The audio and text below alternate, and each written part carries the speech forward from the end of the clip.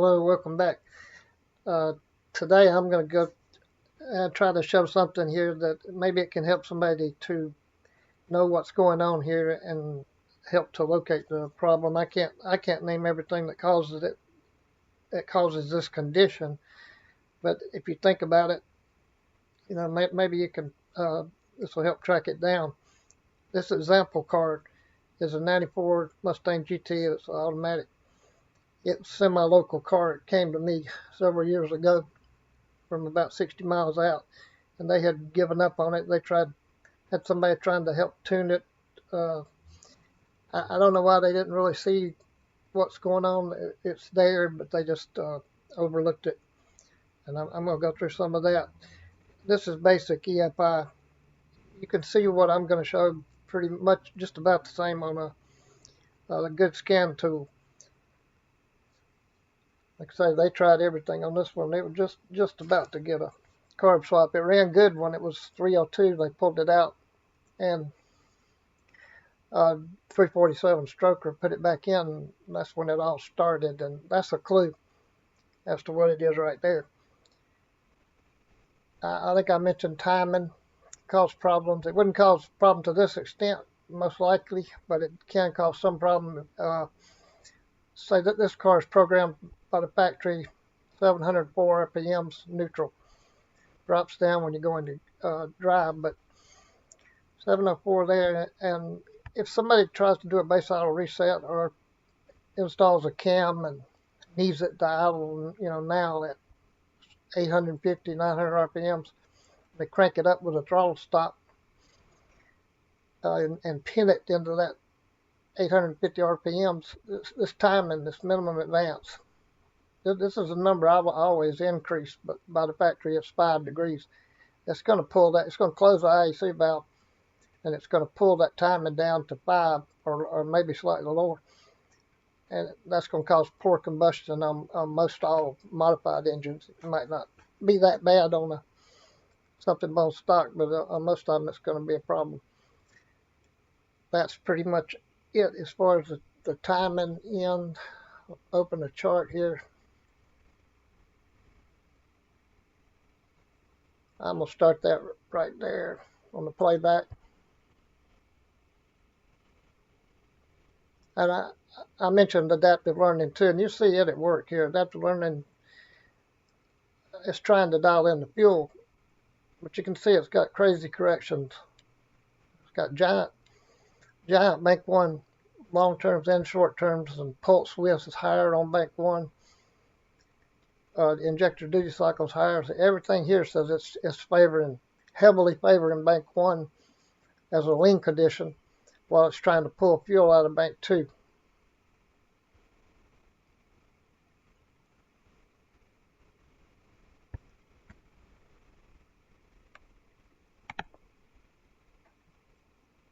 I'll go ahead and run that. And you can see the adaptives are trying to fix it, but they're getting bad data, so they can't fix it. Up here now, 24, it's pegged out 25% correction on bank one. Still got a big short term. If this had 25 on both banks, or roughly 24, 25, that's not such a big deal. I could knock that out with adding some fuel, but I can't add fuel through tuning. There's no way I can add fuel to bank one and not add the same amount to bank two. There's no option there. Anything I do, it corrects both banks equally.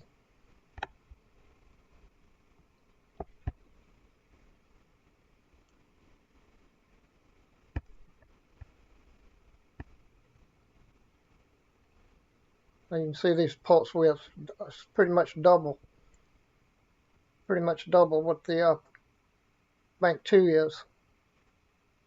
I mean, just crazy trims.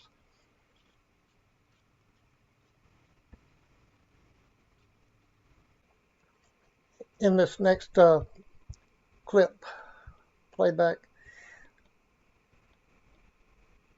show the car after it was fixed, but before it was tuned.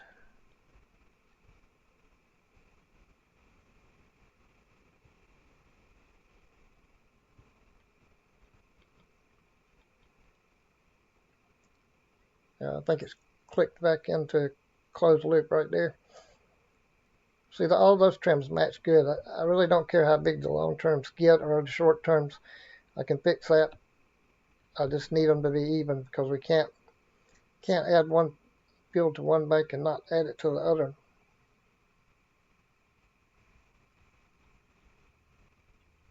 This is something. This one was pretty major, but even a small one will wreck those fuel trims over time. So it has to be whatever it is that's causing that air to cross the O2 sensors has to be fixed.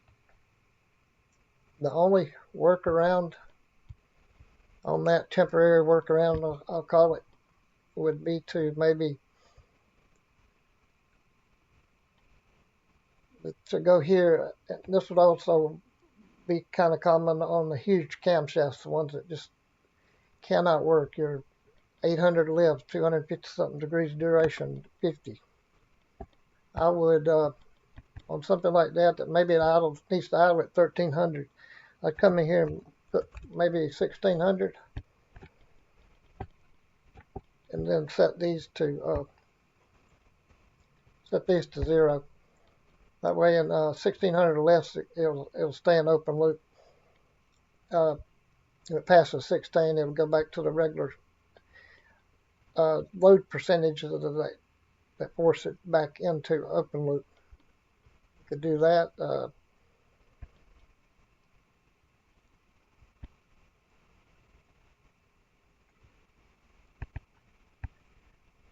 Injector port 0 is bank 1, 2 is bank 2. So if you can determine which bank is bad, on this particular car, both banks were off, so it wouldn't work. But if you can determine that it's all on one bank, then you can put all zeros here and run off the bank 1 O2 or 2s and run off bank 2 O2. The scaling of the adaptive learning, it could be changed. The limits are right here. You can make that window as smaller or larger.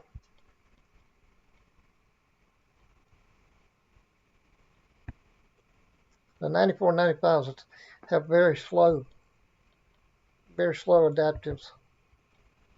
See, these right along in here is where it's going to idle. The higher the number, the slower the update rate. This doesn't change the window it's allowed to operate in. But you can see here in the footnotes, the higher these numbers are, the lower the adaptive learning, the longer it will take it to make a correction.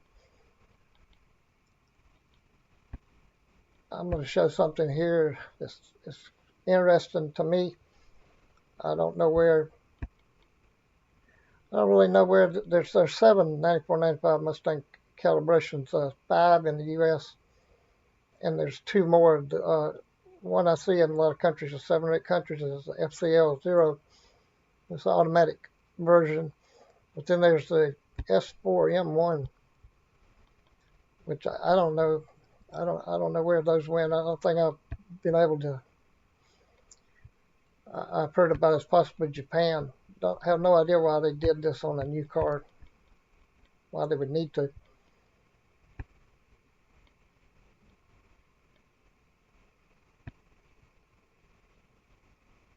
But see, they've got the adapters off completely.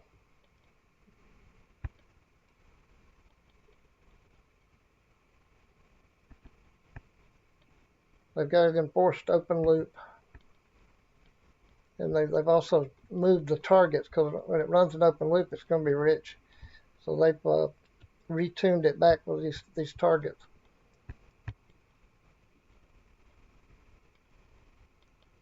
We can see they flipped some switches.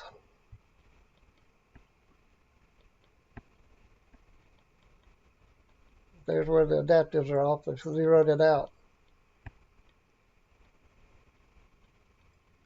I think they did that here under load.